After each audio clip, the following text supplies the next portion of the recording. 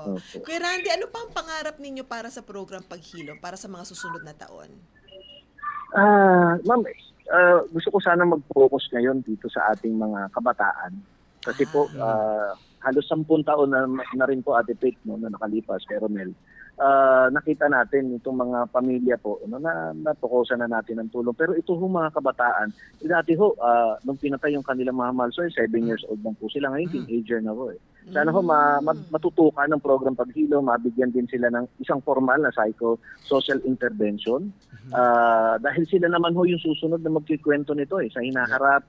Gusto namin na magkaroon sila ng positibo na pangmala sa buhay, makabangon muli, makatulong din sa kanilang mga pamilya din po. No? Kahit po may nawala sa kanila, makabangon sila at maging positibo po sa buhay. Pero automatic din yun sa kanila, yung mga bata, no? Nakita nila yung mga kamag-anak nila, nawala, di ba?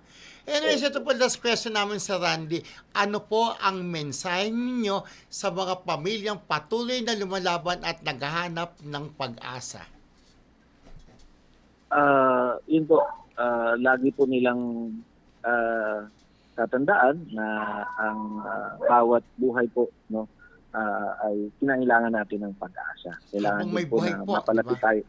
Opo, may pag-asa. At syempre po, huwag nating kakalimutan po na laging, sabi lagi namin ito ni Father Vladi, na tumawag sa taas, maging madasalin po, ibalik yung paglilingkod sa Diyos, at maging mabuting mamamayan po, no? Na gusto namin na maging sa community po dahil napatakan nga sila na ang mga pamilyang ito ay dating addict o kung ano pa man, ay mabago ho yung impresyon na yon, sila ho yung mga tao na ito na mali, yung mga naging akusasyon sa kanila. At magpositibo ho sa buhay at sabi ko nga, maraming tutulong sa atin kapag kinakitaan tayo ng positibo. Yeah. Totoo yan.